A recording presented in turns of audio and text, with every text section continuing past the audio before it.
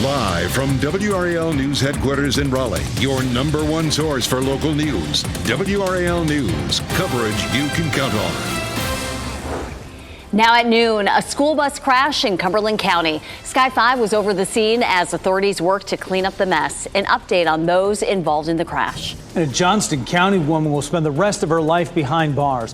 What WRAL uncovered about her criminal history involving 2 deaths. And cleanup is underway after overnight storms left behind damage. WRAL's Keenan Willard shows us the aftermath. A good Wednesday afternoon to you. I'm Jeff Hogan. And I'm Renee Chu. Thanks for joining us. Let's start with breaking news. Representative George Santos has been formally charged by the Justice Department. WRAL's Michelle McConaughey is following the story from the Live Center. Yeah, George Santos has been charged on a 13-count indictment, according to court documents that were released today. The charges, I'll list them for you. They include 7 counts of wire fraud, 3 counts of money laundering, 1 count of theft of public funds, and 2 counts of making materially false statements to the House of Representatives. Now, Democrats and Republicans have both called on Santos to resign over allegations ranging from criminal behavior on the campaign trail to spending money on designer clothing. House Speaker Kevin McCarthy, though, is standing by Santos. He is not calling on him to resign this afternoon. Santos is in federal custody on Long Island. He is expected to appear in court at 1 o'clock this afternoon. We are waiting to hear from Santos. He has not commented on this yet. Thanks, Michelle. Cumberland County officials spent the morning cleaning up after a school bus was involved in a crash. It happened this morning on Highway 24 near Clinton Road. This is Sky 5 video showing the scene shortly after it happened. WRAL's Gilbert Bays walks us through what led to the crash. Well, we're told this accident happened just before 8 here on Highway 24, which is Clinton Road. We're told the school bus was traveling towards town, towards Fayetteville, when it was hit by that black pickup truck. Sky 5 shows the bus in the roadway on Highway 24. According to the Highway Patrol, this 2016 Dodge Ram pickup truck ran the red light while the school bus was making a U-turn on the green light. Investigators say the pickup truck slammed into the side of the bus and ended up on its side near the wood line. The 6 students on board and the driver of the bus were not injured. Those students were put on another bus and taken to Armstrong Elementary School in Eastover. We're told the driver of the vehicle was taken to Cape Fear Valley Medical Center. She's going to be charged with a red light violation. Now, this accident is being investigated by the State Highway Patrol. We're working to learn the name and condition of the driver of that black pickup truck. In Cumberland County, Gilbert Bays, WRAL News. A Johnston County woman will spend the rest of her life behind bars following a murder conviction. This isn't the only crime Daisy Martinez was convicted of committing in the last 6 years. WRAL's Ken Smith is here with what we know about Martinez's criminal history. Ken. Well, Jeff, Martinez's criminal past dates back to 2017. We'll get to that, but first, here's why she was sentenced to life in prison without the possibility of parole. A Johnston County jury convicted the 27-year-old Daisy Martinez for killing her live-in boyfriend back in April 2021. In court, prosecutors laid out evidence of how Martinez stabbed Martin Garcia to death. The jury also heard evidence of previous domestic violence perpetrated by Martinez against Garcia. Now, back in 2017, this was a court appearance by Martinez after she was charged with negligent child abuse. The charges were the result of her 3-year-old child who died. Investigators say her son was not eating, vomiting. He suffered lockjaw. By the time Martinez took her ill son to the hospital, it was too late.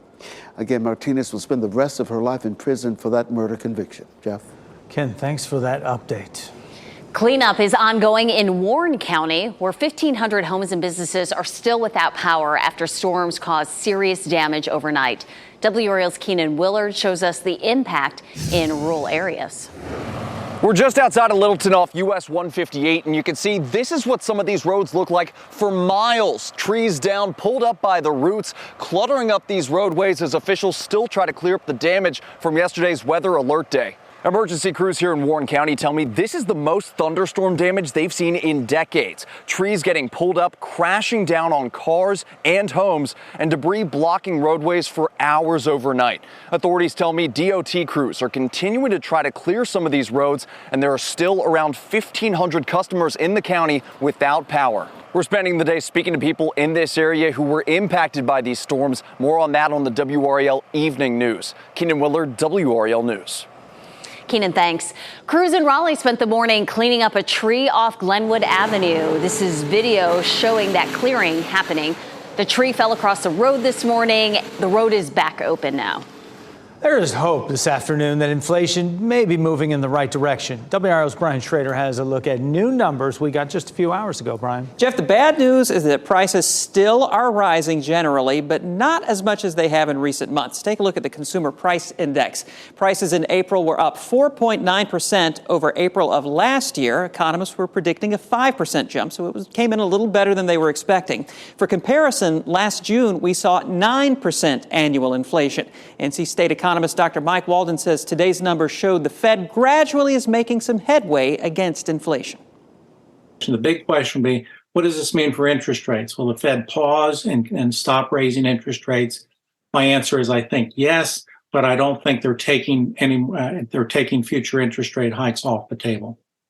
Now, tomorrow morning, we're going to get a report looking at inflation that businesses are facing, and Walden expects to see inflation coming down a little bit in that report as well.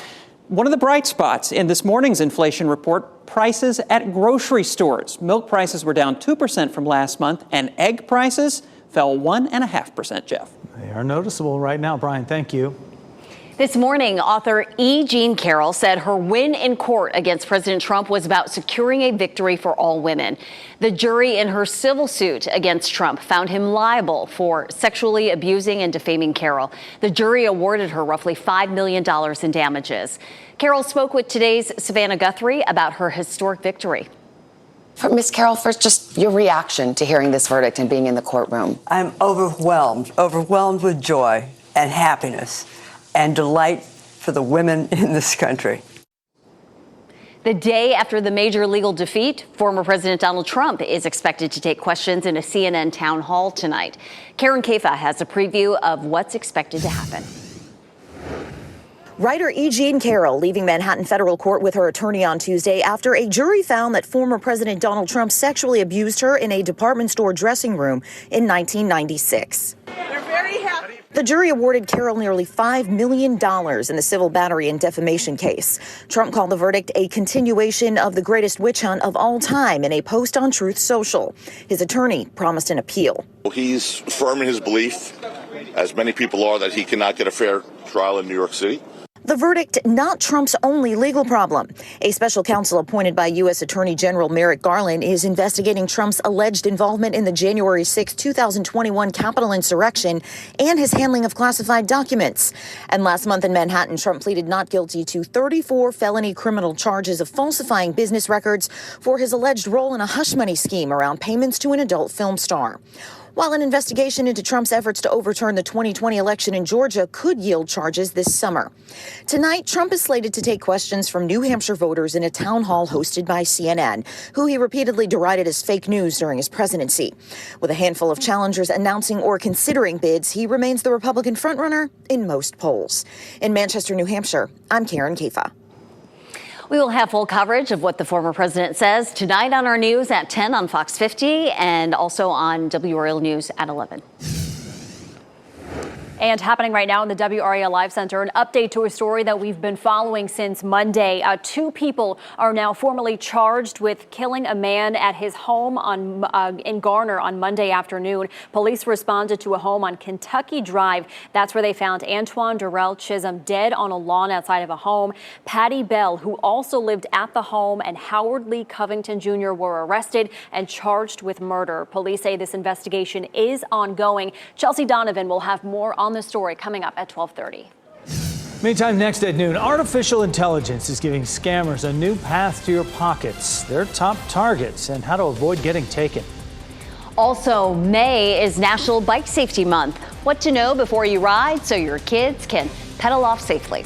Plus, a COVID-era southern border policy is about to end. What that means for thousands of people trying to enter America. Kat? There will be 2 weather changes once we get to the weekend. I'll have your Mother's Day weekend planner coming up.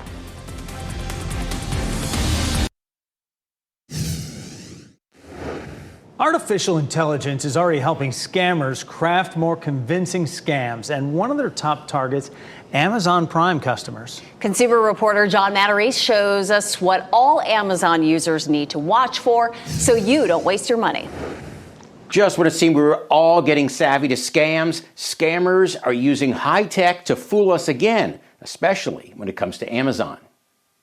If you're an Amazon customer, brace yourself. Thanks to AI, artificial intelligence, Amazon scams are expected to only get worse in the months ahead. All is regarding your purchase from Amazon.com. You have made a transaction of $529. A very specific amount of money of a purchase that they wanted to see if I made. Kimberly Moore was hit by Amazon scam number 1, a frightening computer-generated call saying your credit card's been hit for hundreds of dollars. Unless you press 1 to speak to an agent. Don't. Amazon scam number 2 is the fake email scam. It targeted Lisa Wang, who owns a wellness salon. You have a big shipment order. Over $6,000. It looked official even with correct logos. When you first saw it, did it look real? Yes. Brian Hunt was hit by number 3, the Amazon text message scam, a newer version of the email scam. There was a giveaway, a sweepstakes. I was going to get these a free pair of earbuds.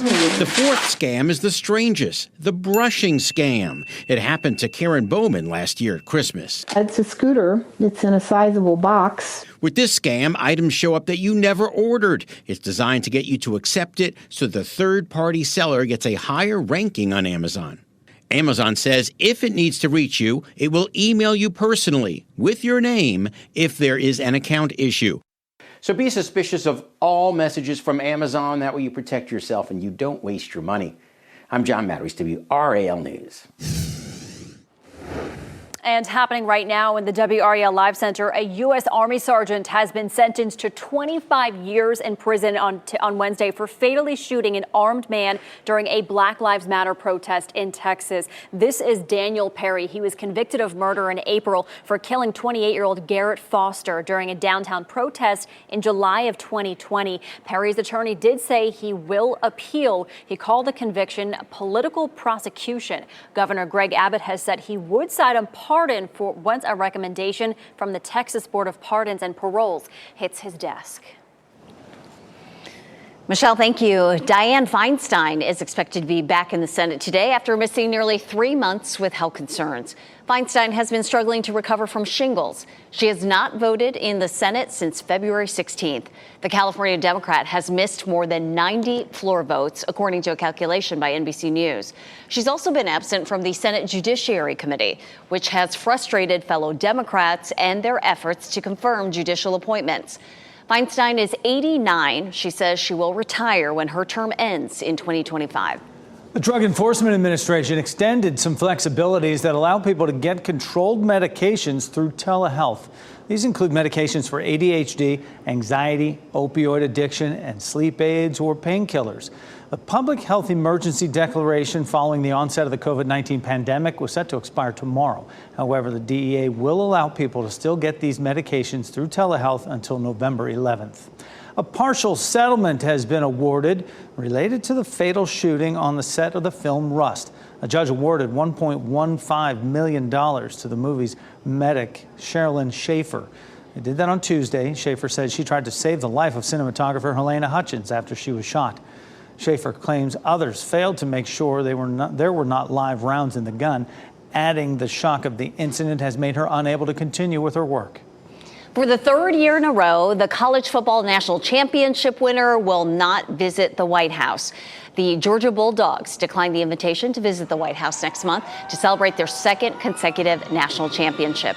The university's athletic department says the suggested date is not possible given the student-athlete calendar and time of year. May is National Bicycle Safety Month, and before your kids hop on their bikes and ride off, there's something parents need to check: the helmets. Data shows wearing a bike helmet can reduce the risk of head injuries by as much as 85%. A helmet should be level on the head and fit snugly. Straps should be even and tight when buckled, and there should be only enough room for one finger between the buckle and your child's chin. It shouldn't rock back and forth or sideways. Also, be sure the helmet covers your child's forehead in case they fall forward. They should fit 1 inch above your eyebrows. The most common wrong thing I see driving down the street is that the helmet rides on the back and you can see the forehead. That's not protecting your child. And experts also remind parents they should lead by example and wear helmets as well. North Carolina Zoo also announced the addition of not one, but 2 litters of critically endangered red wolf pups. The first litter, born to the parents of Marsh and Roan, has 3 pups. The second litter, born to Denali and May, has 6. You can see all the new babies in this video as they receive their 24-hour checkup, 1 day old. The staff says it'll continue to get checks every 2 weeks to make sure they all stay healthy and hydrated. Oh, right in the palm of their hands. Oh, they're so tiny. And cute. Very cute. Well, we have beautiful weather out there. Nothing but sunshine. You're going to love this Goldilocks weather. Kat Campbell in for Elizabeth Gardner in the WRAL Severe Weather Center. Loving these temperatures, Kat. Me too. It is a 10 out of 10 day in the weather department, at least. 72 degrees right now in Durham, 72 in Raleigh.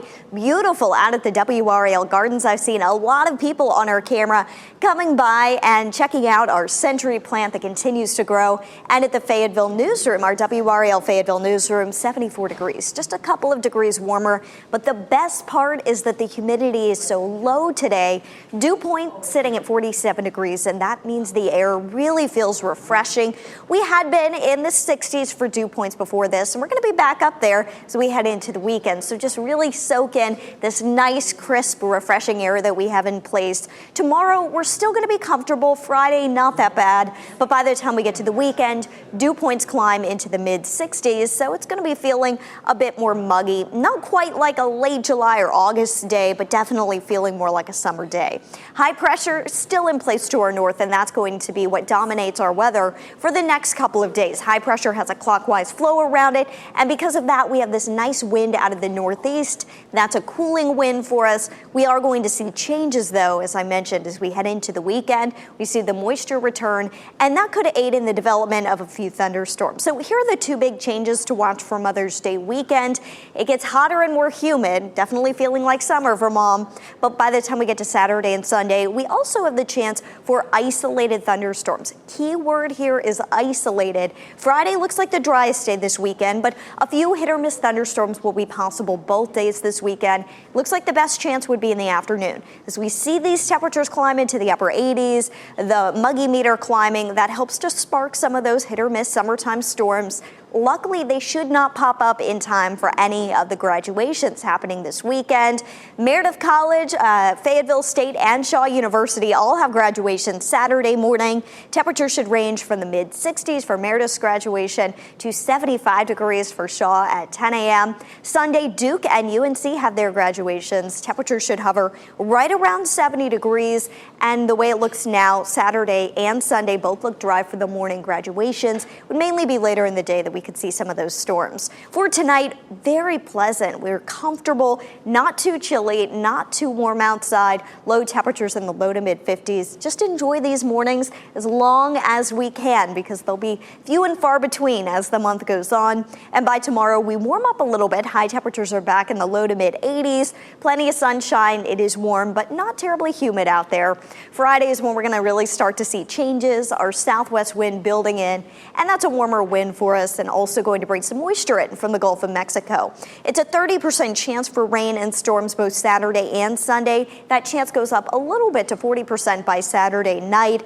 I think that our best chance for rain will come by the time we get to early next week on Monday. That's our best chance for rain for right now, but hopefully enough dry time to get in some outdoor time with Mom this weekend. We know the 80s will be back, so we'll enjoy today. Kat, thank you.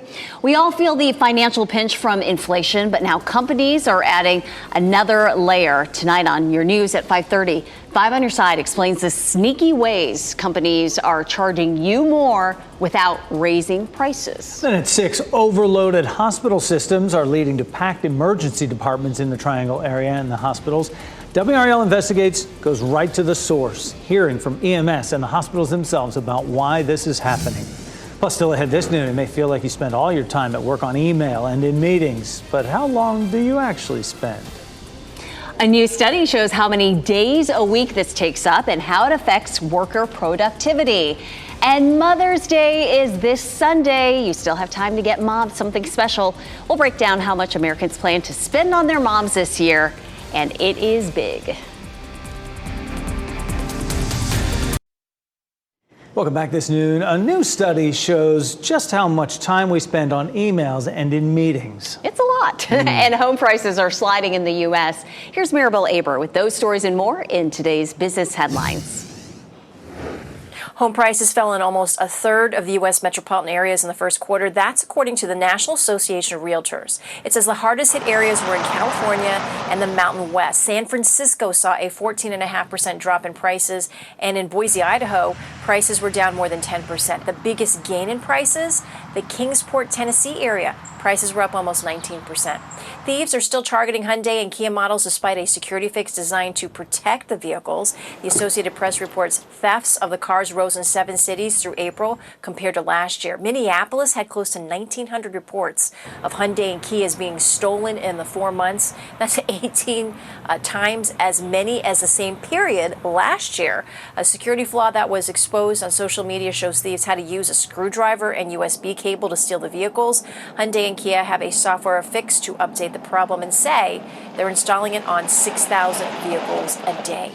2 full days a week. That's how much time workers are now spending on meetings and on email. The findings are from Microsoft, which examined the activity of the millions of people who use its business applications.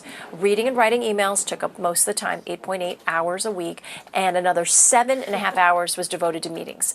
All this digital overload is blamed for hurting productivity, and workers and bosses alike say they struggle to find the time to do their actual jobs.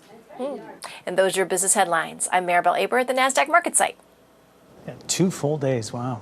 MTV News says that's a wrap, officially going off the air. The iconic decades-long program is shutting down as Paramount scales back. The company announced the move Tuesday as it slashes its workforce by 25%.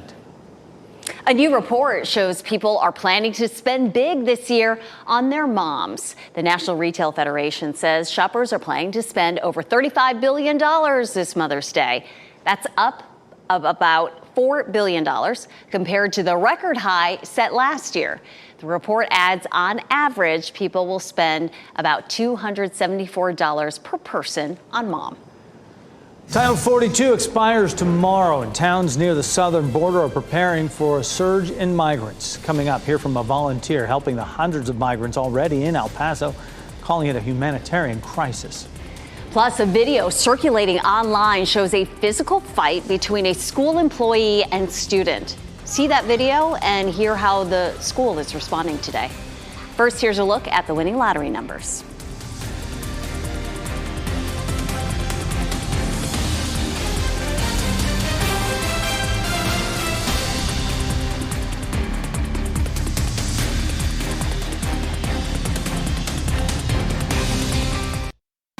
Shot in 4K ultra high definition. Your #1 source for local news. WRAL News. Coverage you can count on.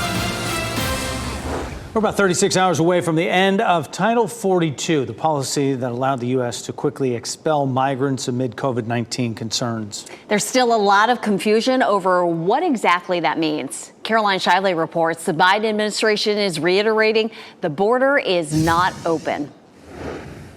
With Title 42 set to expire tomorrow, towns across the Mexican border are bracing for a massive surge in migrants. It's going to be chaotic for a while. Title 42 is a public health policy that allowed the U.S. to quickly remove migrants who entered the country illegally, sending them back to Mexico or their home countries. It was started by the Trump administration during the COVID-19 pandemic and continued under President Biden. Once it ends tomorrow, border agents will refer back to Title 8, which could prevent migrants caught sneaking into the country illegally from legally entering the U.S. for at least 5 years. They're going to be subjected to Title 8, which is arrest, detention, arrest, and deportation. If you come back again, you're going to send to jail. Volunteers in El Paso are busy helping the hundreds of migrants already here, citing dwindling resources and available shelter space. People are desperate and hungry, so it's a humanitarian crisis. We are from Venezuela. Where are you sleeping? Spending the night? Oh, in the street. For the thousands of migrants waiting to cross over, immigration activists say many are misinformed about what the end of Title 42 actually means. They truly believe that they're going to be allowed into the United States and that they're going to be welcome and they're going to be processed. That was Caroline Shively reporting. The Biden administration has already sent service members from the military to the border, including Marines from Camp Lejeune here in North Carolina. Breaking news we've been following out of Garner. Another arrest related to the murder of a 34-year-old man. He was found shot to death on Monday outside an apartment. WRAL's Chelsea Donovan is on this story and has this new development. Chelsea, 2 people are now charged with murder. Is that right? Yeah, absolutely, Jeff. This murder happened on Monday right here at 410 Kentucky Drive. Let me step aside so you can see that shattered glass door in front of the apartment here.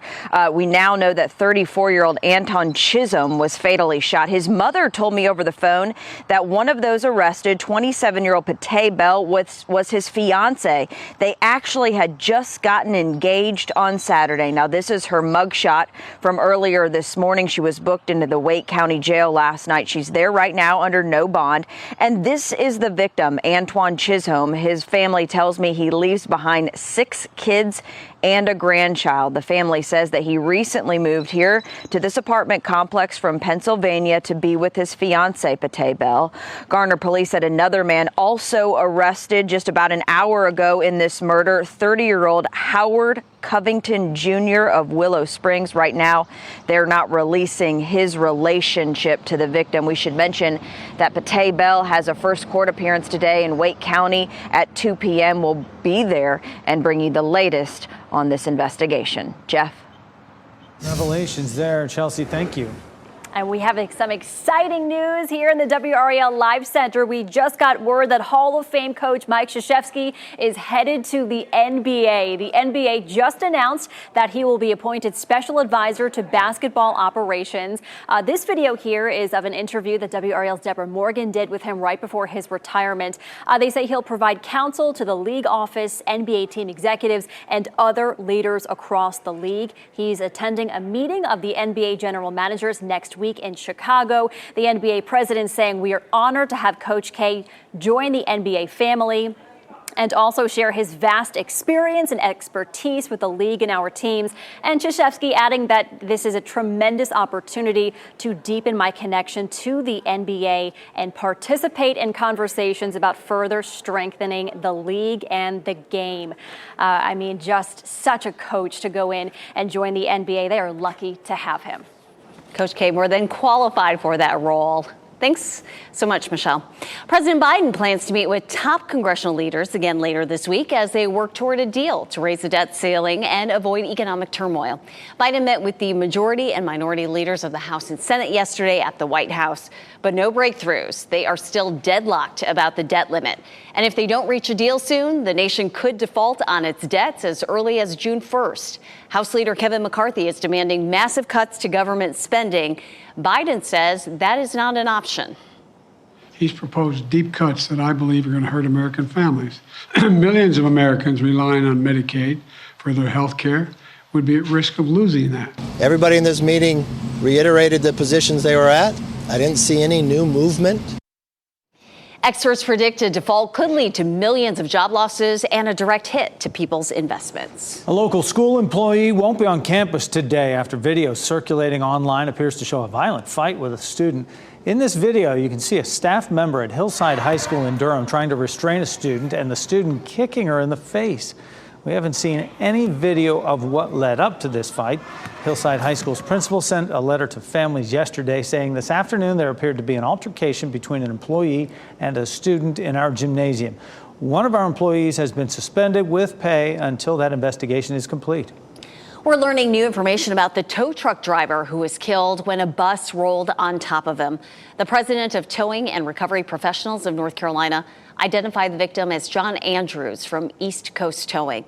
We're told the tragedy happened in Raleigh Tuesday afternoon on Kirkland Drive while he was on the job. You can see investigators surrounding the unoccupied private bus and wrecker involved in the crash. John was a unique individual. He was always willing to help anybody and everybody. He was the type of person that would give you literally the shirt off of his back. Carrie Fogg also told us that Andrews loved his job and the people he worked with. Raleigh police say Andrews' death is not suspicious. Next at noon, Fort Bragg will have next month, Fort Bragg will have a new name, becoming Fort Liberty. It is one of 9 Army installations renamed. Fort Hood in Killeen, Texas already has a new name. It's now Fort Cavazos. The base was originally named after a Confederate general. It now honors the Army's first Hispanic 4-star general, Richard Edward Cavazos. Cavazos was born in Texas to Mexican-American parents. He served in the Korean and Vietnam Wars and became a 4-star general in 1982. Still to come at 12:30. Timing is critical when an earthquake strikes. Coming up, the new discovery that could lead to better forecasting of an earthquake. And a teacher known as the dentist is Teacher of the Week. A little later, a look at her decades-long career educating and pulling teeth.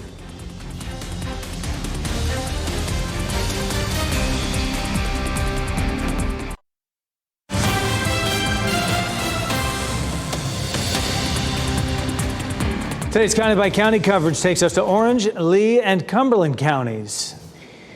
Let's start in Orange County. People who live in Chapel Hill may see their tax bill going up in the coming year. The interim town manager's 2024 budget recommendation includes a 5-cent increase in the tax rate. Chris Blue says the town needs the additional revenue to keep pace with basic services. He'll present the recommendation at tonight's town council meeting, which starts at 7. A new interim superintendent is in charge at Lee County Schools after the resignation of Andy Bryan. Chris Dawsonbach is now serving as the interim superintendent. The chair of the Board of Education made the announcement.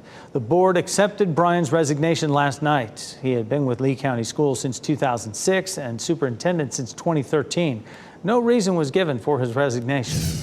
Cumberland County Schools will get enhanced security systems. A state grant is paying for the new technology. It will track visitors entering and exiting schools in the county. It will also generate detailed visitors badges with a photo, sign-in time, and destination. Get ready to have a lot of company when it comes to your summer travel plans. A new report released by AAA at 3 a.m. indicates a huge surge in summer travel. The Auto Club says the time to nail down those plans is right now. The report shows more than half of North Carolinians surveyed plan to take a summer vacation, but only a fraction have already finalized their plans. Beach destinations are the most popular summer getaway spots based on that survey. You'll also have a lot of company on the roads. Most people surveyed plan to take a road trip. And keep in mind, gas prices peak in the spring and tend to fluctuate during the summer. A live look now at the WRAL Azalea Garden, where a rare plant is on the verge of blooming. So this is called a century plant. According to legend, it blooms every 100 years. However, its lifespan is only 10 to 30 years, so it blooms once and then dies. That stalk that you see there will keep growing, and then yellow flowers will emerge from it. Visitors are welcome to come see WRAL's century plant as it completes this rare bloom. We also have a live stream up on WRAL.com. She's been down and under the weather, but Lizzo is back and plans to hit the stage right here in Raleigh tonight. Hours ago, the award-winning singer posted this new video to her Instagram account with the caption, "She's back." She performed in Baltimore last night. It was her first time hitting the stage since being diagnosed with strep throat last week. Tonight's show begins at 8 with special guest Lotto. Improving earthquake prediction. Coming up, the new discovery experts made just miles off U.S. shores that will do just that. And using mushrooms for more than a pizza topping. Coming up, how one North Carolina cafe is working to normalize its use as medicine.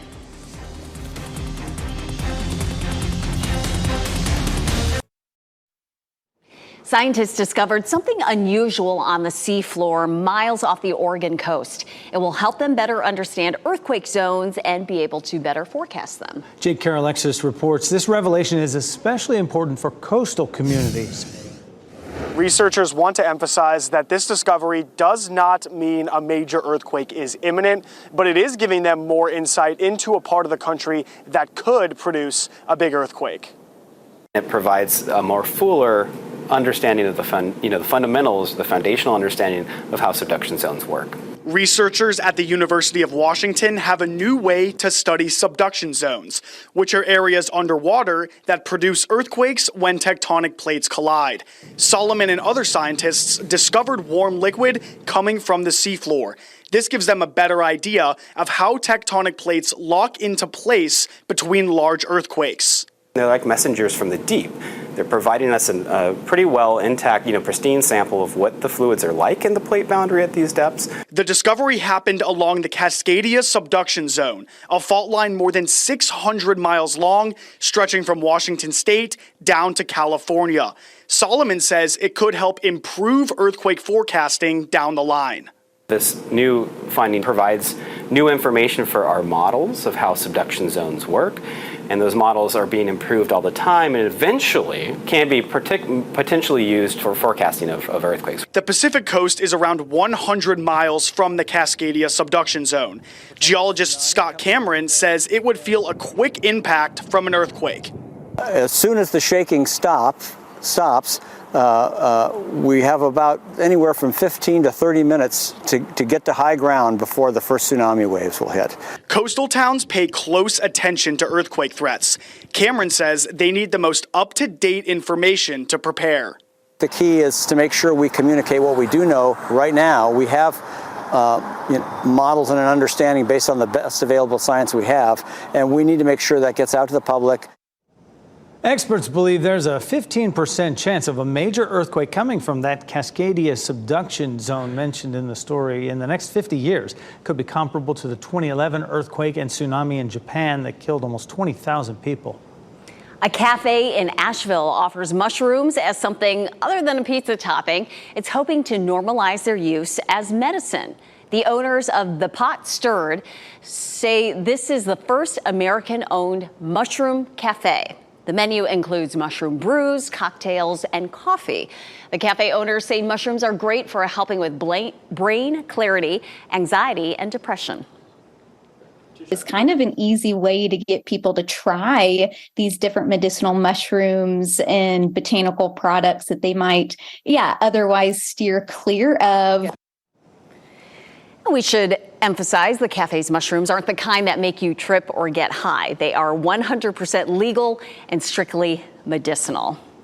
And they need some wet weather in order to grow properly, and they'd be flourishing here, no doubt, recently anyway, but they're going to be dry. From yesterday's rains certainly have helped, but we have nothing but sunshine today. Meteorologist Kat Campbell in the WRAL Severe Weather Center. Got to go out and walk the dog. Perfect weather. Perfect weather for we have a canine companion for Independence training dog, a service dog trainee here at WRAL, and I just went outside, said hello, visited him. Perfect dog walking weather today. Not too hot, not too cold, plenty of sunshine. Highs this afternoon in the upper 70s. Once we get to dinner time tonight, temperatures should be in the low 70s. And if you do want to get out for an evening walk around, say 8 o'clock, around sunset, 68 degrees. Really comfortable outside today. I want to show you our newest camera. This is from the Grand Regal at White Lake. And boy, it's beautiful out on White Lake today. You can see a nice calm water. We've had some windy days lately, but the water nice and calm today. It's just beautiful outside, not humid either.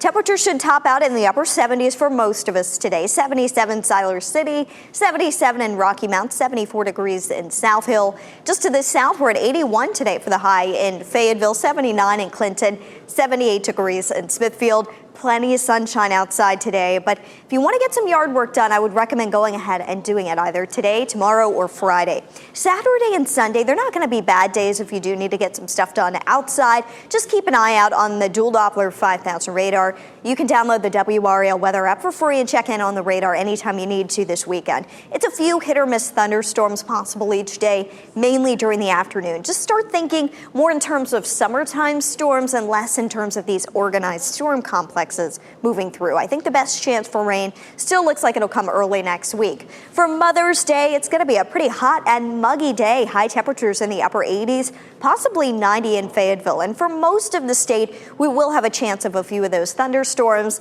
But I did want to stress, we're more in the isolated category for our rain on Mother's Day. This isn't going to be a widespread thunderstorm event or anything like that. And that's certainly good news if you do want to try to squeeze in some outdoor time with mom. Your weekend weekend preview, let's take a closer look at the next couple of days and the setup as we near the weekend. Things are nice and quiet tomorrow, awfully comfortable again. By Friday, we do have a southwest wind that begins to build in, and that's going to draw in warmer air and moisture from the Gulf of Mexico, and that'll help to aid in a few of these hit or miss thunderstorms developing on Saturday. This is still low resolution model data, so I don't think that we're going to see rain covering the radar like this. It's more hit or miss late in the day on Saturday. We'll watch for those storms to die down early Sunday and then potentially pop back up Sunday afternoon and evening. Our 7-day forecast looking a lot more like summer. We've got a couple more mornings with lows in the 50s, and then the warmth and the humidity is back for the weekend, and early next week we stay pretty humid. Our dew points climb back into the mid-60s, so a heads up for moms out there. If you want to be outside, make sure that you're finding some shade, drinking plenty of water this weekend. Maybe find a nearby lake or a beach. I know a lot of moms would be A-okay with that as well to deal with the heat. Moms know how to go with the flow. Kat, thank you. Calling the Tooth Fairy at the right time is of utmost importance. Coming up, we'll introduce you to our Teacher of the Week, an instructor who can tell a lot by a student's smile.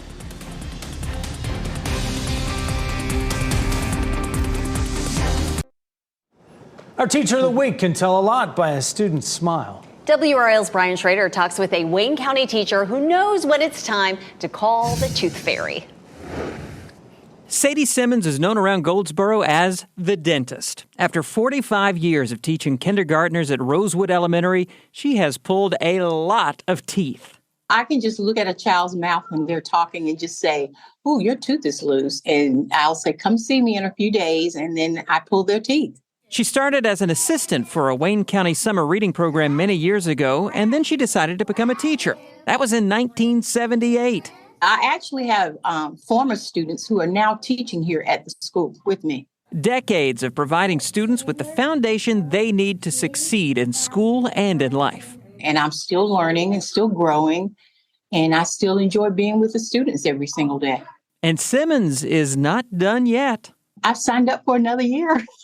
It's 180 days. I can do 180 days and be proud at the end of those 180 days that my students have done well. Sadie Simmons is WRAL's Teacher of the Week. I'm Brian Schrader, WRAL News. Wrap things up with a look at a few of the headlines we are following for you today. A school bus was involved in a crash in Cumberland County this morning. It happened near Clinton Road and Bainbridge Drive. The 6 students on board and the driver on the bus were not injured.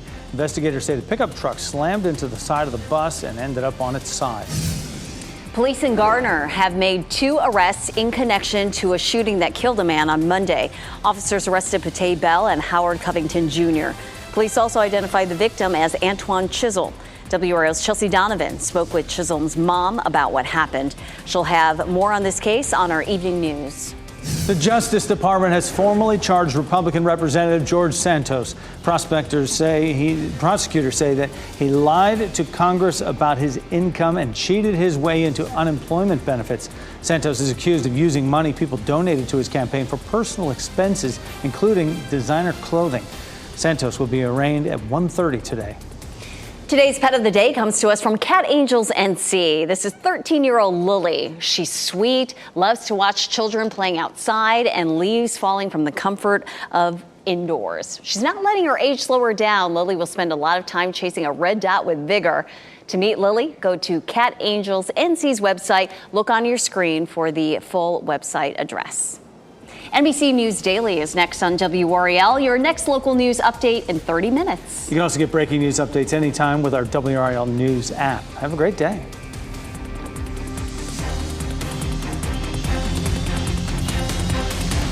Keep watching WRAL News over the air Channel 34 and Spectrum Channel 1257.